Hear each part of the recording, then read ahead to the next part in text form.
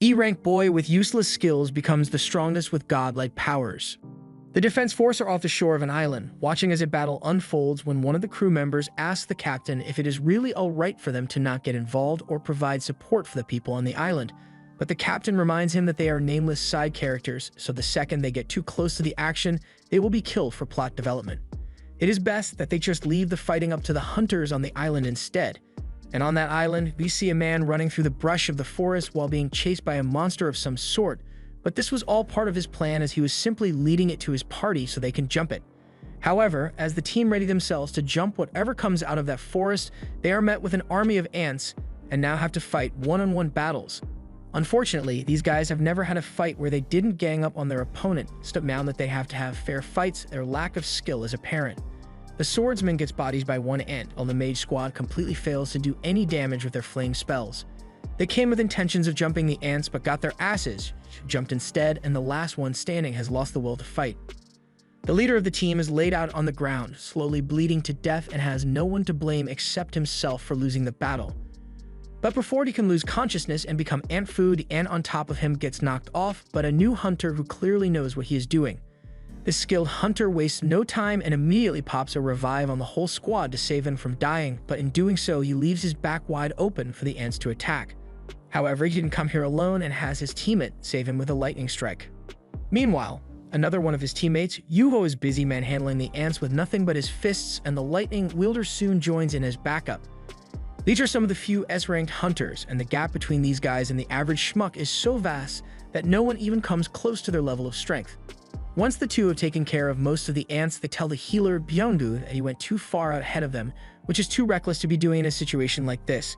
He apologizes, but he needed to rush out to save these people as soon as possible, and besides, he had faith in their ability to keep him safe while he healed them. Soon after, a giant white ant appears, although it doesn't look like this is the boss.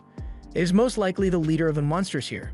So he leaves the injured people in the care of Byunggu and tells Unsak to join him in battle as they take down this monster. They both charge forward and ready their weapons for an attack. So as the ant attacks Yuho first, he holds it in place while Unsak comes in from above and hits it with a lightning strike.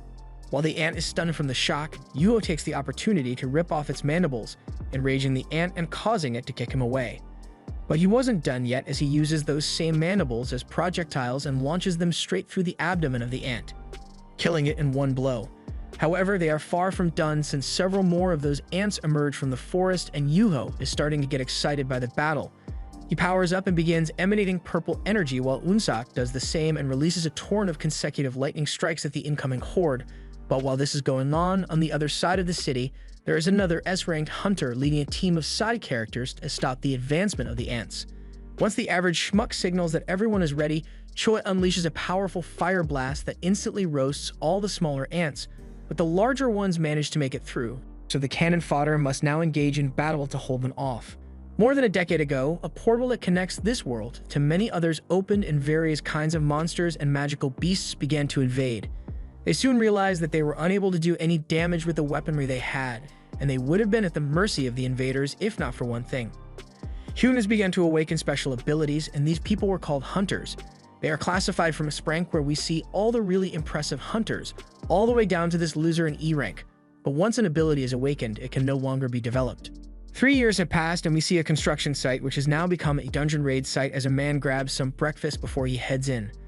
One of his friends calls out to him as he eats, and he is surprised to see him there since he heard that Park quit being a hunter.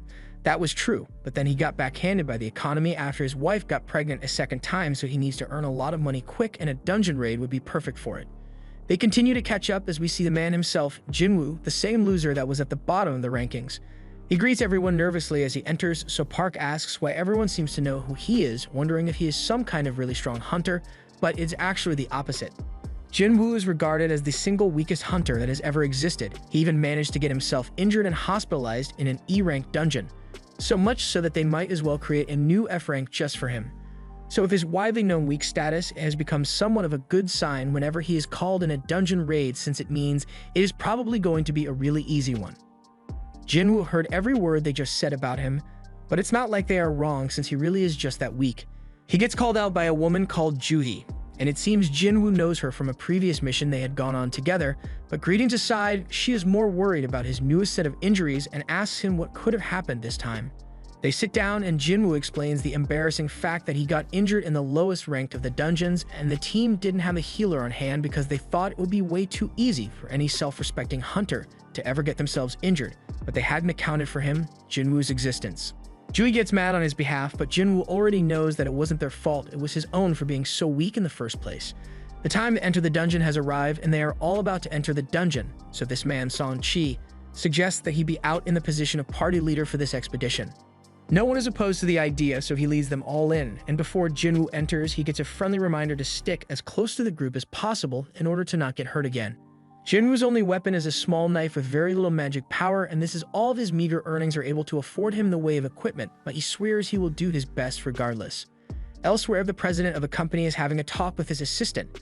The demands from the public are as contradictory as ever. They demand that he finds a way to stop the dungeon breaks, but also want the items that are acquired from the dungeons, though it is not like he is in a position to complain about their requests since he makes his money by selling the items gotten from the dungeon. The crystals harvested from the corpses of magic beasts can be sold for money, but the process of gathering them is really bloody. Luckily, Jinwoo has managed to get one on his own for the first time. However, in his celebration over the money he will get after he sells this gem, he leaves himself wide open and has to be brought back to reality by a call from Jui, warning him of an incoming attack. Jinwoo manages to raise his knife in time to defend himself from the goblin's strike, but his knife merely breaks in the process.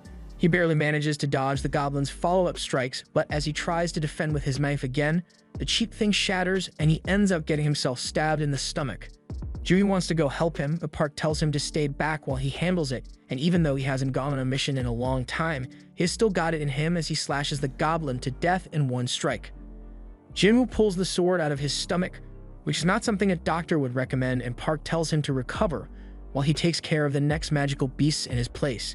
He asks Jui to heal Jinwoo while they've got the time, so she heads over to him and begins the process. She puts her hand over the gushing wound and starts healing him as a light gathers around her hands and Jinwoo seems to be recovering slightly. On the other side of the cave, Jinwoo can see the rest of the hunters actually doing their jobs, and he probably feels like shit both because of his injury and the injury to his pride after he promised himself that he would do well this time. We get a look at the top-of-the-line equipment and magic gems being sold in this world, all things that Jinwoo will never be able to enjoy in his lifetime. Mana crystals harvested from the dungeons can be used as weapons as well, but their effectiveness is inferior to that of magic gems. However, President Go has received a new government mandate that wants to use the mana crystals as a new form of energy production since it is safer than nuclear energy, but still more efficient than any other form of renewable energy that exists in their world, so it is the ideal source of energy. Thus, the government is researching methods to generate electricity from the use of magic gems and mana crystals, making hunters even more crucial to society at large. Meanwhile, in the dungeon, the party have just managed to take down a werewolf and are celebrating their victory over it, while Jinwoo is over in the corner getting healed up again, as he is the only one who managed to get seriously hurt. June was on his side earlier, but now after seeing how badly he keeps getting injured in fights, she is starting to question why he even became a hunter in the first place. If this keeps up, he's going to end up with injuries that are too severe for her to treat at some point. He apologizes, but Jui isn't interested in his apology. Instead, she wants him to be more careful with himself in the future. Jinwoo looks over to the rest of the hunters and they are busy splitting up the loot according to the work that was done in battle. And if we're talking about team contributions, then Jinwoo did basically nothing for the entire fight. So after this whole mission, all he has to show for it is a single E-rank magic gem and a broken dagger which he spent his life savings on. He is starting to reconsider coming out here and risking his life just to make no money, but then one guy on the team calls everyone's attention to a huge hole, and they all gather around to figure out what this thing is. It looks like a cave, but they are in a dungeon, so it is much more likely that happens to be a double dungeon. It's rare, but they've heard of it before, and their hunch is confirmed by the fact that they've already killed the dungeon boss, yet it hasn't started closing like a regular dungeon would. It seems like there will be more profit to be made deeper in the dungeon, but Song Chi tries to be the voice of reason and tells everyone that normal protocol is to inform the association of the double dungeon and follow the instructions that they give afterwards. The team doesn't want to do that since it would basically mean that they give up the rights to all the untapped loot that is probably waiting for them down there. Then Park says the words that never lead to anything good. It's just an F-rank dungeon. What's the worst that could happen? And then his wife and child get brought up and how he needs to make more money and get back to them. Yeah, I'm calling it now, he's not making it back from this one. Song Chi understands the point they are trying to make, but he wants to listen to everyone's opinions before he makes a decision on the matter. The team members all speak up with a mix of approval of the plan to venture deeper and realization that this is a clear death flag. In total, there are 6 votes for going into the cave and 6 votes for going home. So someone needs to break that tie, and the only one left who hasn't voted is Jinwoo. The decision is left up to him, and while he is well aware that a D-rank dungeon is insanely dangerous for him to be in, with his father missing, he is the only one in his family that can earn any money, and he's already got a ton of financial burdens. His mother is in the hospital, and his sister still has to go to college, so he can't stay broke forever. After he makes the decision to go into the dungeon, we cut away to a lab where people are getting tested for their magical powers. And outside in the waiting room, associations are waiting, ready to sign on any promising new hunters. And this rank hunter, Choi, has told his people that regardless of age or gender, if there is a talented individual available to be recruited, then recruit them. Back in the dungeon, the party has been walking for 40 minutes now with no success in finding anything of value yet, and the portal to a dungeon closes after an hour since the dungeon boss was defeated. So that means they only have another 20 minutes before they run out of time altogether. Jinwoo apologizes to Juhee for making the decision to come down here when he knew she wanted to go back, but she isn't even mad about having to come down here. What she is mad about is that Jinwoo is still being such a reckless idiot with his body by deciding to come down into such a dangerous, unexplored dungeon, even though he was getting injured so badly earlier. That goblin stab could have been the end of him if she weren't around to heal him, and he realizes that now, so he gives it some serious thought. Juvi sees that Jinwoo is finally taking her safety concerns seriously, and that gets her to calm down a bit. But to make it up to her, she wants Jinwoo to get dinner with her after this, and Jinwoo gets flustered. But before he can give an answer, the party arrives at the boss room. They enter, and I'm sure you are all familiar with this room with the giant statues. They are at a loss for what they are supposed to do here, but find some writing on the walls. While it is being read by Song-chi, Juhi gets freaked out because she's pretty sure the eyes of the statue just moved. The doors to the room suddenly slam shut, and one member of the team who didn't want to come in the first place recognizes that something is wrong and tries to leave. But his exit is cut short as he is cut in half by one of the guard statues. Everyone starts freaking out because not only did someone just die, he was taken out in an instant with power that none of them can handle. Jinwoo looks back to the main statue, hoping that it doesn't move as well, but to his horror, it looks back at him. Jinwoo has lived through enough near-death experiences to know that this is one of them, so he yells for everyone to get down before it is too late. The giant statue unleashes a death ray that Jinwoo just barely managed to evade along with Juhi, but many others aren't so lucky and end up charred. Yet even if he got lucky this time, Jinwoo is sure that he will be killed sooner or later. The people panic and instinctually feel like they should run away, but from what they have seen happen so far, they are sure that they will be killed the second they move. Song yells out for everyone to stay exactly where they are, and Jinwoo checks on Juhi, who is thankfully still in one piece, but unconscious for the moment. Song thanks Jinwoo for his earlier warning when he shouted for everyone to get down since it saved them all. But it's not like he knew what was going to happen or anything. All he knew was that it was going to be bad. Jinwoo soon notices that Song didn't manage to escape that attack unharmed and has a lot of bleeding from his arm because his arm is just gone. He says he can bear the pain for now, but asks Jinwoo to help him stop the bleeding for now. Normally, he would have asked Juhi to treat him since she is the healer here, but no offense, she's kind of a wimp when it comes to seriously dangerous situations, so she's curled up in the fetal position over there. That is the reason that she only ever goes on low-level raids despite being a B-ranked healer. Personally, Song has been on a few B-ranked missions, and he can say with certainty that this thing is way above B rank. It might be A or even S for that matter, so they have no chance of beating it. He recalls the writing on the wall which said all who enter must worship the god, then praise the god and believe in the god. Those who fail to do this will not leave alive, so Jinwoo deduces that the god in question must be that statue. There is no way that the statue sees them as its opponent since it isn't attacking them, so Song suggests that they just wait out the worst of it and look for an opening to escape. But not everyone is on board with this plan. This guy isn't going to sit around and just wait to be killed. His life was going too well for him to let it end now. He finally signed a contract with a good association, and he even got the new Jordans on sale, so no matter what, he's going to make it out of here.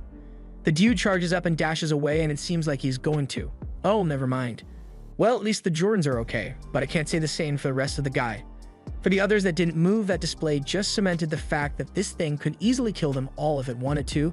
It is just choosing not to do so for some reason right now. But the question is why? Why hasn't it killed them yet if it has the power to do so to anything? Choosing not to attack makes it different from the other magical beasts that exist inside the dungeons, so Jinwoo thinks back to the first command on the wall of this room which said to worship the god. But to know if his theory is right, there is something he needs to check first, so he begins to stand up despite knowing it is dangerous. Song tries to stop him, but Jinwoo's eyes show that he is determined to make it through this alive.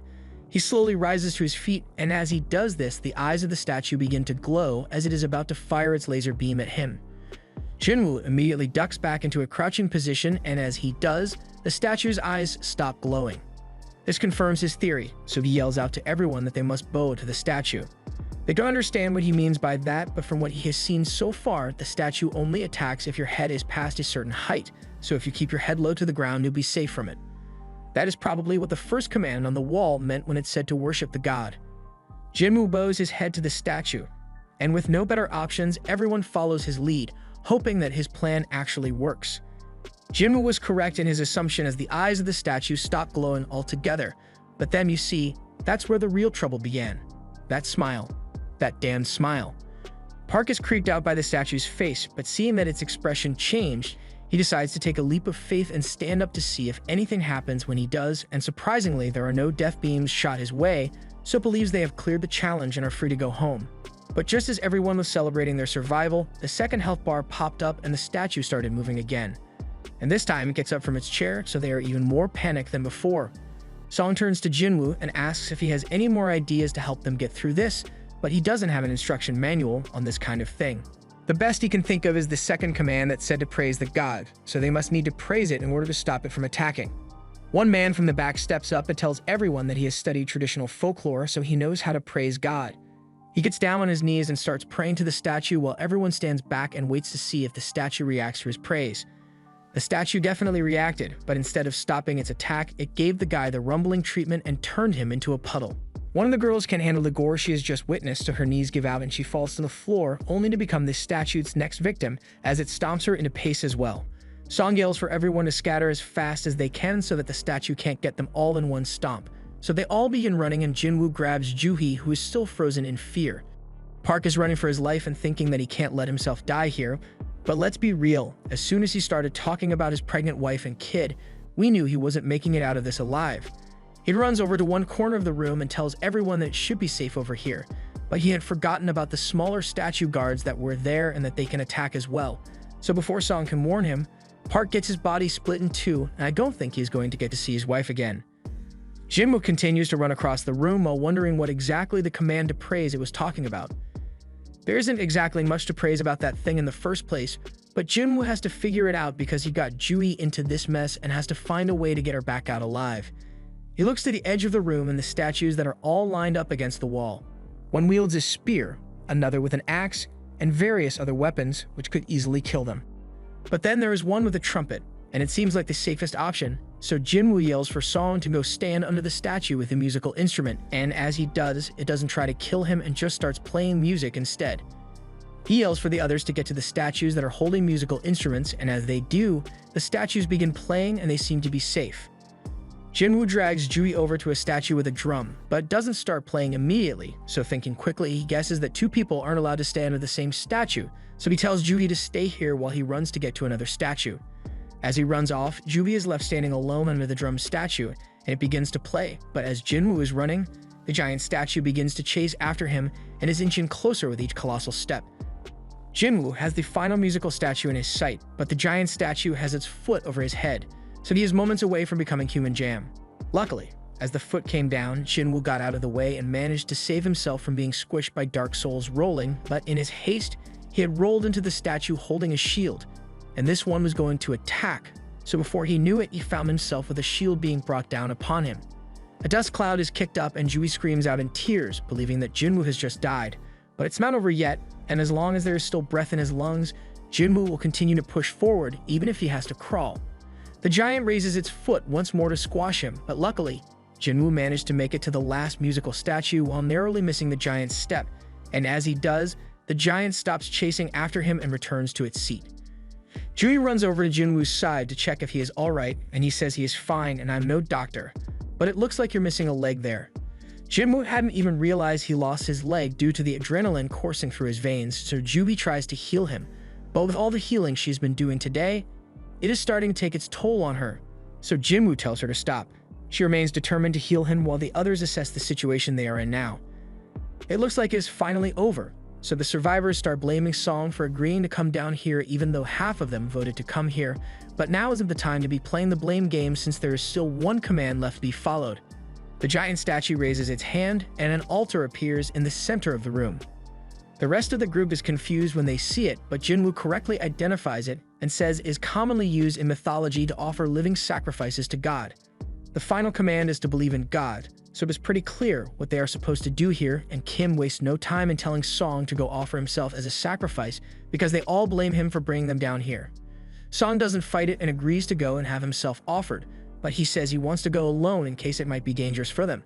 As Song walks to his death, Jinwoo thinks about how this isn't entirely his fault since the group voted to come down here, and moreover, Jinwoo was the one who had the deciding vote. As Song walked into the altar, a flame was ignited, but he was still alive. He doesn't know what he is supposed to be doing, so he asks if there is anything else that is needed. Jinwoo asks two of the other people with him to help him up so he can go check the altar, but he assures them that it is safe since nothing happened to Song. The two agree to help him get there, and as they enter the altar, more flames are ignited. Song asks if Jinwoo has any idea what this is supposed to mean, but he doesn't have a definite answer yet. If they wait here, then they may eventually be rescued.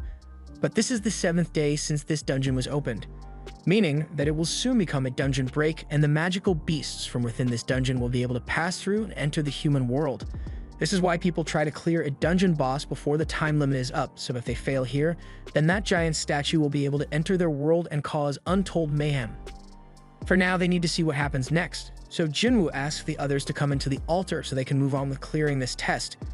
They agree, and as they all enter, flames ignite on all sides of the altar and another ring of blue flames forms around it. This causes the door to open, but it also makes the weapon-wielding statues begin to move. Jinwoo notices that these statues do not move as long as you are looking at them, so he asks everyone to keep their eyes on the statues. However, this one girl has had enough and throws everyone under the no bus to save herself as she sprints out the door. It may seem selfish, but she did manage to make it out, so the others start to think there is hope of escaping. Jinwoo, on the other hand, isn't fooled. The boss music hasn't stopped playing yet, so that open door has to be a trap. The first command was to worship, then it was to praise, no, the third one is to believe, so it must mean they have to stay here until the timer of the blue flames runs out, and if that is the case, the open door is only there to tempt them into leaving the circle. Jinwoo tries to tell the others that they need to stay here so they can keep the statues from closing in, but they had already had their wills broken by this dungeon, so when an escape route has presented itself, there is no way they would be willing to stay. Kim tells Jinwoo that he is incredibly thankful to Jinwoo because it is all thanks to him that they have managed to survive this long. But he has had enough of this, and just wants to go back home and see his wife, so he's going to leave through the door. The only ones left are Jinwoo, Judy, and Song, and Jinwoo is struggling to keep his eyes on all the statues at once, so they keep inching closer and closer, and he is starting to think he might have been wrong about the objective. Song speaks up and says that he wants Judy and Jinwoo to leave through that door. He believes that the door won't close as long as one person remains on the altar, so he wants them to escape since they are still young and have their whole futures ahead of themselves. However, Jinwoo has lost a leg and Judy has lost all strength in her legs, so there is no way the two of them will be able to make it out together. Thus, Jinwoo asks Song to take Judy and get her to safety while he stays behind. Song agrees to his request, and though Judy was against it, Song knocks her out and takes her to presumed safety as Jinwoo wanted. Jinwoo is okay with how things ended. The only regret he has is that if he had known things would end like this, then he would have taken out more life insurance. The armed statues close in on him and begin to attack, severing an arm and leaving him at death's door, and Jinwoo can do nothing but wish he were strong enough to fight back against these things. He had his own dreams, his aspirations in life, so why does he have to die here? He gets stabbed through the chest and thrown onto the altar as the statue prepares to finish him off with its sword, and Jinwoo, completely powerless to do anything, just sits there and awaits death.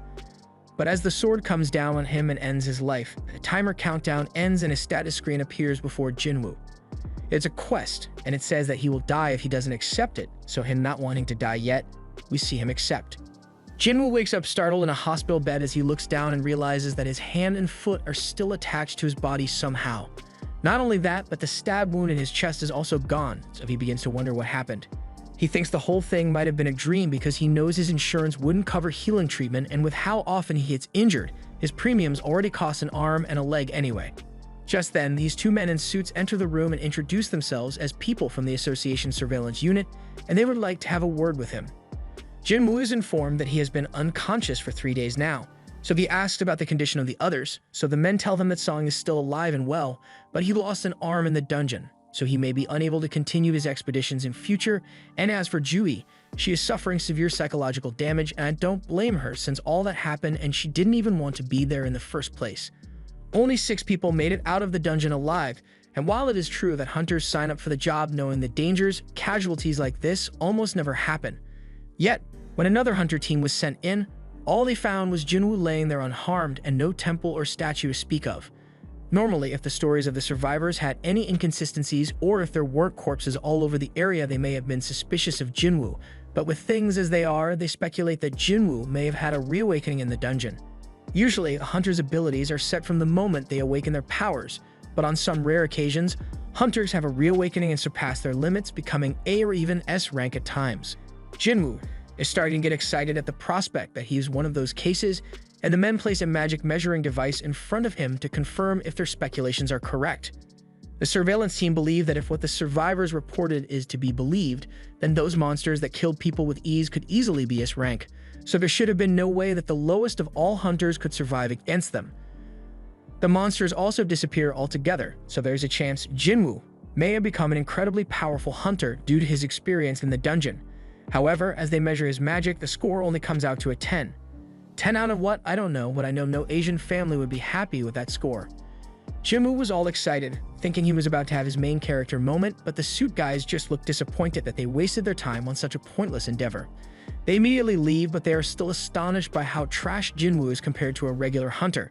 Even a baseline E-rank hunter would be able to average a 69 on the magic test, but if he is so weak, then how on earth did he manage to survive in there? Jinwoo is disappointed by the news that he still isn't special yet, but he can't help but wonder why the 2 suit guys didn't bother asking him anything about that floating screen right in front of his face. It seems like something they may be interested in talking about, but then again, he may be the only who can see it. This means one of 2 things: either he has gone crazy, or he is special now. He plays around with the screen to see if he can learn anything useful about it, but then he gets a flashback to the moment in the dungeon when he saw this exact same screen pop up.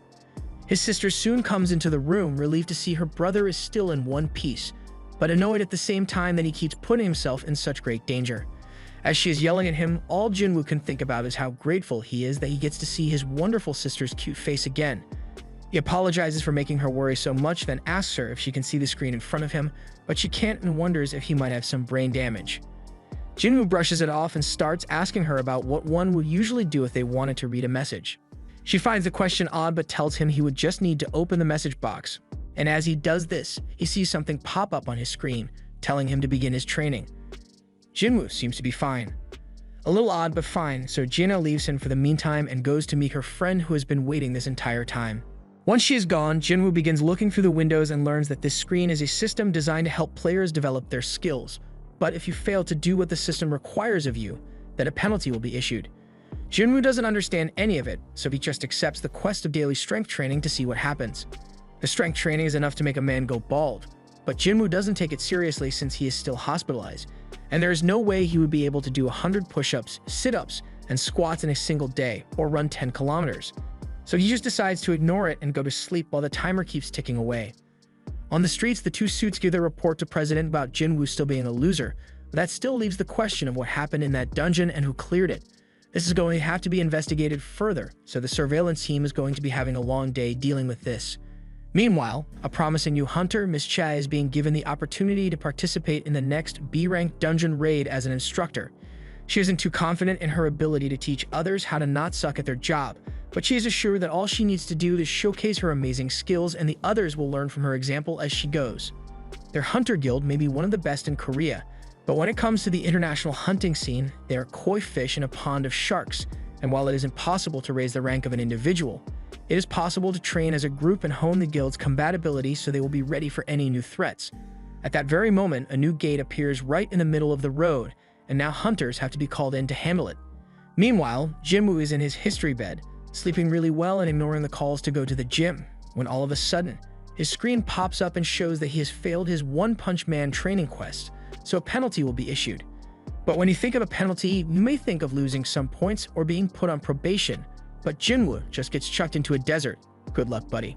While he is still trying to figure out what just happened to him, this giant worm comes up behind him, and his new goal is to just survive for 4 hours while this thing tries to kill him. Back in the hospital room, a nurse has just realized that Jinwoo has gone missing from his room, and it is usually bad if a hospital loses a patient, so they start looking for him. Meanwhile, Jinwoo has been running for his life in this desert full of sandworms, and I'm honestly surprised he has managed to last this long against them. His 4 hours are almost up, but he is running out of steam really quickly, so he doesn't know if he can handle any more of this. The timer counts down to 0 and Jinwoo is returned to his hospital room looking like a man who just ran for 4 hours straight, but he has managed to clear his penalty quest and survive, so he's at least got that going for him. Some time passes and Jinwoo isn't going to make the same mistake again, so early that morning, he puts on a tracksuit and heads out to start his running. Meanwhile, Juyu is just contacted about that ranked dungeon gate that spawned in the middle of the street, but she still isn't willing to go on anything dungeon raids after what happened last time, and the guy calling her understands that she has been through a lot, so he tells her it is fine if she doesn't want to go. To cheer her up a little, the guy tells her that he heard that Jinwoo has woken up in the hospital, and that does put a smile on her face. Later that day, she goes over to the hospital to check up on Jinwoo, but she is a bit hesitant because while she didn't want to, she did end up leaving Jinwoo there to die. In the hall, she overhears some nurses talking about Jinwoo and how he's been going out and running ever since that day he went missing for 4 hours. They know hunters are able to heal faster than most people, but he was in a coma a few days ago. He said something about wanting to get back in shape, and hearing how hard he is working on himself, Juhi becomes apprehensive and walks away. On the hospital grounds, Jinwoo has completed his 10K run for the day and takes a seat on a nearby bench to rest. And it's been 4 days since Jinwoo woke up, and he has learned a few things since then. First, the screen he is seeing is actually real, so he isn't crazy, and 2, the quests are not to be taken lightly, but once it is completed, he receives 3 kinds of rewards. He is able to recover instantly from all the fatigue he got from his running, and he is given ability points which he is able to distribute to any one of his stats. For instance, adding points to his strength literally makes him feel stronger instantly. He has also got a skill and inventory window, but remember, no one else can see any of this, so to them, he's pretty much crazy. Finally, the last reward he receives is a random loot box, but it just keeps giving him useless junk. However, this time he gets a key and its description says it can be used to teleport into an instance dungeon. He isn't sure what an instance dungeon is, but from what has happened so far, he can tell that it is going to be dangerous, and it will probably help him get stronger. 4 years ago, his mother was diagnosed with a sickness called external sleep disease. It was thought to be caused by an excessive exposure to mana, but the best modern medicine can do is keeping her alive for a little while longer. Even back then, insurance was hella expensive, so Jinwoo started a job as a construction worker to pay for the treatment. But then one day he felt something strange and discovered that he had awakened as a hunter, even if he was a shitty one. Being a hunter made it easier to pay for his mother's treatment, so he stuck with it despite being absolutely doo-doo butter at it, but now has a chance to actually become strong, and there is no way he is going to pass up on something like this. He heads to the location of the instance dungeon and takes out the key to head in. So as he puts the key in the lock, a doorway opens and he is allowed entry. He steps into the stairway and the entrance seals up behind him, so Jinwoo begins to worry that this might be a situation like what happened in the double dungeon. It seems like he is in a separate dimension, so he has no choice but to clear the dungeon if he wants to be able to get out of here. He was getting his ass beat by a goblin last week, and now he has to clear a dungeon by himself. He isn't confident he can do it, but he's stuck here until he does, so he has to try. As he walks through the dungeon, he gets jumped by 3 goblins, but this time, he has the power of character development on his side, so although he struggles a bit, he is able to eventually take down the goblins one by one. He can tell that he has gotten stronger, but goblins aren't the only thing he has to worry about as a wolf jumps out from behind him and shatters his knife. His legs are quaking from fear, but he can't afford to let himself get injured too badly, because there is no healer here to save his ass, but how will he manage to deal with this wolf? The wolf monster lunges at Jinwoo, so he is forced to dodge out of the way, and I don't know how. But in the process of dodging, he manages to accidentally hit a triple backflip into a handstand. There is no reason this man should be able to do a whole acrobatic routine mid-fight, but he can tell that his body has become lighter than it was before. The wolf charges at him again, and still having no weapon in hand, he decides to take a chance and see what else his body can accidentally do. The wolf leaps at him, and Jinwoo feeds it a fist that sends it flying straight back into a wall. Jinwoo is surprised at the amount of force he just produced from his hand, and it is still visibly smoking from the badassery it just pulled off. But the wolf is still stronger than him and gets back up to continue fighting. He tries throwing punches at the wolf again, but that metal jaw is allowing the wolf to tank the punches and push forward. At this rate, it's only a matter of time before the wolf catches him off guard and rips his body to pieces, so if he wants any hope of killing this thing, he's going to need to get a weapon. Jinwoo has a sudden realization that he literally has access to an inventory, so he pulls it up and starts pulling his sword out as the wolf charges again. He makes it just in time to slash the wolf's head in two with the long sword he acquired. He has no idea why this sword is in his inventory, but he isn't going to question it when he is still alive only because he got it. Two more wolves show up to attack, but Jinwoo has nothing to fear as long as he has a weapon to cut them down with. Unfortunately for him, his sword is now stuck in the ground, so he is back to square one.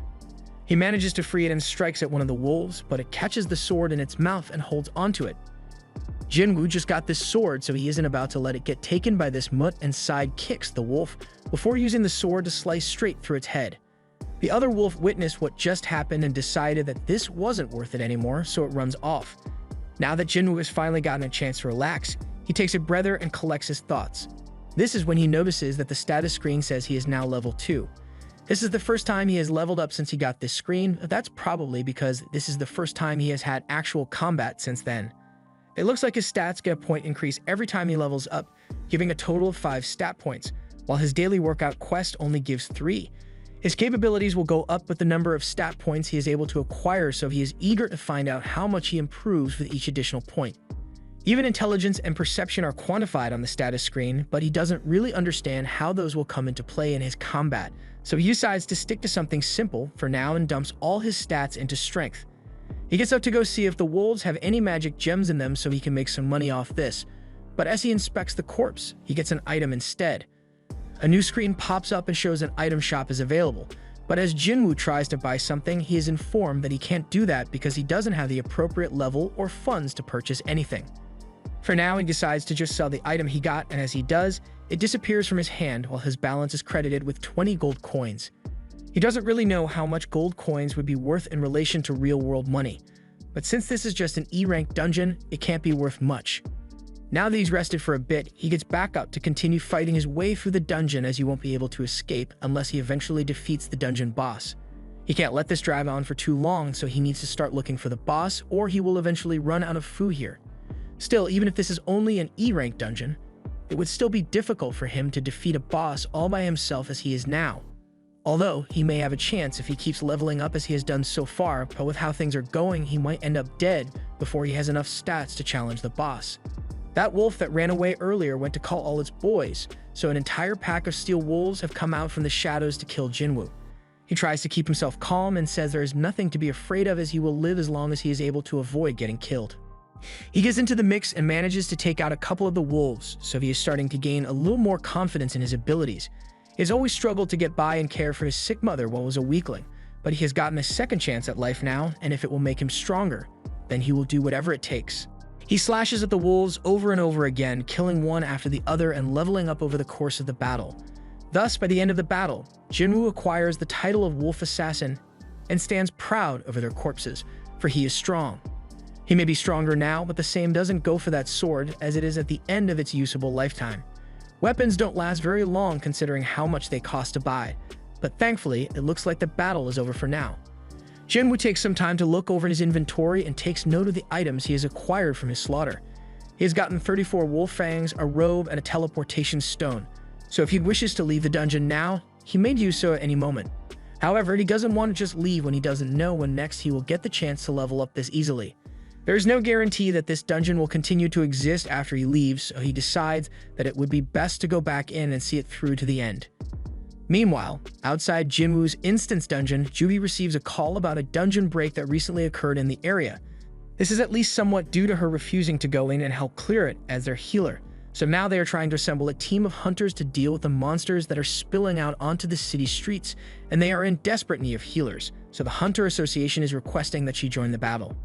Judy still has her fears to deal with, but after seeing Jinwoo working so hard even after the trauma-inducing double dungeon incident, she decides that she needs to put some effort in as well and accepts the request. Meanwhile, Jinwoo continues to fight his way through his dungeon and is leveling up as he goes. He has realized that the higher his level gets, the easier his fights with the monsters here become. That also led him to make another discovery. The color of the names of the monsters actually have a meaning to them. White means they are weaker than him. while an orange name would mean that the monster is on the same level as him, and red means it is stronger than him. The wolves, whose names were initially marked with red, have now turned white, which means that he has definitely grown stronger than he was when he initially came into this dungeon. But even with his higher power level, Jinwoo isn't confident that he has what it takes to beat the monster down in the depths of the dungeon. However, he can't put it off any longer, as no matter how many weak monsters he kills, he isn't gaining any more levels and his sword isn't going to hold up much longer either, so he needs to finish this soon. Jinwoo descends the long staircase and comes into a wide open boss area. He gets distracted by the scene and doesn't notice the monster coming straight for him until he gets knocked back into a wall. The force of the impact causes Jinwoo's sword to finally bite the dust, so he is lacking an effective means of combat once more, and despite all the leveling up he did in this dungeon, the snake's name is still orange. The snake is covered in scales, so what's left of the sword will be useless against it, and trying to box it would be even more pointless, so he starts to wonder what he could possibly do here. The snake charges at him with great speed, and he is forced to parry the attack with the broken sword. He has no choice other than to try to weaken the snake's defenses so he can do some damage, but that is easier said than done when the snake's scales are thicker than Juvi. The snake swings around and tries to bite Jinwoo, so he goes on the run and gets ragdolled all the way across the arena. He may have gotten stronger, but it still isn't enough for him to beat this monster as he continues to get smacked back and forth by the snake. However, Jinwoo refuses to give up and charges forward, once more parrying the snake's attacks. He then gets on top of the snake, and since his sword can't penetrate its scales, he decides to go for an alternative attack and digs his hands into the snake's body. He put all his stats into strength, so he is sure that he should be able to kill the snake here and now. So despite the snake's best efforts to knock him off, Jinwoo eventually crushes it to death and has successfully cleared the dungeon. As a reward for clearing the dungeon, he receives a dagger made from the snake's fangs, which has a paralysis effect. But the other item he got, the snake's venom gland, is a bit too scary to use, since although it allows for a 20% reduction in damage taken, has the drawback of reducing his strength by 35%, so he just keeps it in storage for now. Having defeated the boss, Jinwoo receives a notification and the instant's dungeon begins to fade away, returning Jinwoo to the regular train station. He exits the station but finds it a little weird that there is no one around at all. A few moments later, he gets confronted by a soldier who tells him that it is too dangerous for civilians to be in this area, but the soldier soon realizes that Jinwoo must be a hunter and apologizes for his mistake. He offers to show Jinwoo the way to the battle, and Jinwoo, who is still confused at this point, agrees to go along. The dungeon break that caused this state of emergency has mostly been taken care of, but there is still one big monster left to take care of, and with his improved perception ability, Jinwoo is able to sense the monster boss all the way over there. We see a giant golem wreaking havoc on the street, but the normal people who should be getting away from here for their safety are more interested in getting some photos for the gram. The hunters that are fighting the boss are having a hard time. Jinwoo is watching the team get their asses handed to themselves from the back of the crowd, and he can tell that this team was hastily assembled, so the teamwork is almost non-existent. On top of that, they are mostly made up of low-rank hunters. They've also got 2 D-rank healers and 1 B-rank healer, who he then recognizes as Juvi. Juvi, who got called in, is still not completely comfortable with the danger of battle, so her actions are far sloppier than they should be, and she is unable to heal anyone. Seeing that they are in trouble and this boss should be weaker than the one he just fought, Jinwoo believes he should be able to lend a hand and throws his broken sword at the golem. His attack completely shattered the barrier of the golem, so the rest of the hunters are able to take advantage of the opening and kill the golem. Then, before anyone spots him, Jinwoo walks away into the night. In the hospital, Jinwoo has been getting a lot of attention lately as the nurses have gotten a look at his muscles and to sum up their opinion of him. They would let him smash. One of the nurses enters his room for the routine checkup, and even though Jinwoo is the one covered in sweat, I guarantee that she is more drenched. And don't blame her, because Jinwoo has had the glow-up of the century. The nurse regains her composure and informs him that he is back to full health, so he can be discharged from the hospital. Jinwoo thanks her and proceeds to make his way down to the front desk, but before he leaves, the nurse shoots her shot and asks him for his phone number. However, Jinwoo is still unaware of the sheer levels of Reese he's emanating, so he just assumes she needs it for a medical report or something. We cut to an interview of one of the 7th rank hunters in Korea, Bak Yuhu. That in and of itself is an impressive achievement, but the people want to know what he does with his time when he isn't risking his life in a dungeon. He answers that he trains every day, and since he used to be a firefighter, he is accustomed to maintaining his physical prime so he can spring into action at a moment's notice. Jaina was watching this interview on TV before she realizes that it has gotten pretty late, so she might end up being late for school. She calls out for Jinwoo to let him know that she's going out, and he comes out to see her off. She tells him that there's some food in the fridge for him, but then she looks down and notices for the first time that her brother has gotten kinda hot. He has also gotten taller since she last saw him, but it's nice to see him looking healthy. She prepares to leave, but Jinwoo calls her back because she forgot her umbrella. After making sure she's got everything she needs, she heads off to school and Jinwoo goes back into the living room to take a look at his status screen. He has completed most of his daily training requirements, but he'll still have to go for a run later. He's sure that his recent growth is probably due to his increased stats, and if he kept it up like this, he could probably become a bodybuilder or something. He's still got some stat points left over from the instance dungeon, so he is contemplating what he should spend them on. Putting them into strength would be his initial thought, but there's no point in having high damage if you are unable to hit your opponent in the first place. So for that reason, he decides to put his remaining points into agility. Just then, Jinwoo receives a call from his landlord, and he already knows this is about the rent not being paid yet. He can't help it since he was in the hospital for a while, but he promises that he will have the payment ready as soon as possible. Jinwoo isn't sure if what he is experiencing is really a reawakening, but right now he is able to kill goblins with no trouble, so making enough money for rent shouldn't be a problem for him anymore. However, that doesn't mean it is going to be easy either, as to make it a decent amount of money, he would need to go into one of the higher ranked dungeons. However, according to his hunter card, he is still only an E rank, so there's no way they would let him join an official party. He might want to get his rank reevaluated, as that will allow him to get into higher ranked dungeons and earn a lot more money, but then again, it would also draw a lot of attention to him. People who have reawakened are rare enough, but he is likely the first hunter that is able to continuously grow stronger. Something like this will definitely draw a lot of unwanted attention, so if possible, he thinks it would be best to keep his power hidden until he has at least gotten strong enough to keep the haters at bay. However, that's not to say that there are no options available for making money right now, as he receives a notification on his phone of a party that will accept him. Jinwoo runs to the gate to get his training done for the day, and once he arrives, he is greeted by this man and his team. One of the other team members points out that Jinwoo is pretty famous for being the weakest hunter ever. The others find that hilarious, but Dongsuk tells them to knock it off, as he's a part of their team for today and deserves some respect. Jinwoo asks if he is really okay with having an E-rank hunter participate in this raid, so Dongsuk assures him that it is fine, since they just need to make up for the number of participants that are required to hold a dungeon raid.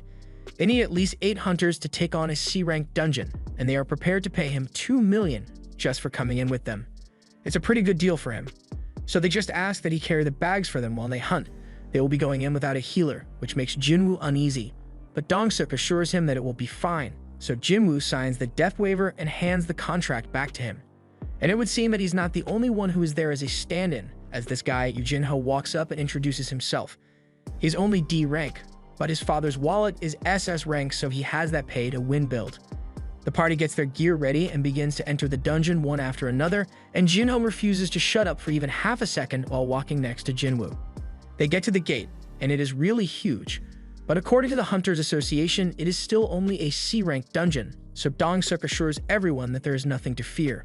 They all enter the dungeon and find a pitch-black cave with no monsters inside. They've never seen anything like this before, especially since dungeons are known to always have glow stones in the walls. They headed in a little deeper, but they still haven't spotted any monsters, so the others begin to wonder what is going on. As Jinho asks him if he has any idea what is happening, Jinwoo hears something off in the distance. It's not that there aren't any monsters in the area, it's that they are hiding in wait for an ambush. He thinks quickly and realizes that these monsters enjoy hiding in the darkness for their prey, and considering their environment, he yells out to the others that the monsters are insect types. They still can't see anything coming their way, so they are starting to panic a little, but just before they can get ambushed, Jinwoo is able to detect one of the monsters and warns everyone that the attack will be coming from above them. Hundreds of insects pour out of the tunnels above them, but thanks to Jinwoo's warning, the team was prepared and have re-established their formation to defend themselves. After taking out the initial wave of insects, Dongsuk calls for the team to move forward while Jinwoo stands back and analyzes their strategy.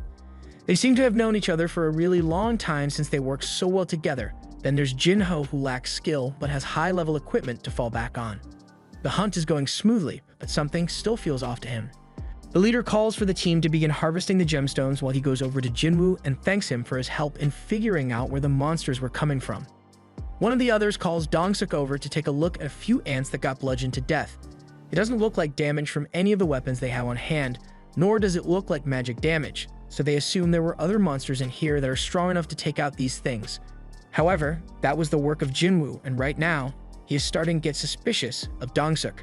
The party continues through the dungeon, and it is pretty big for a C-rank dungeon, but in the end, the size has nothing to do with the rating of the dungeon.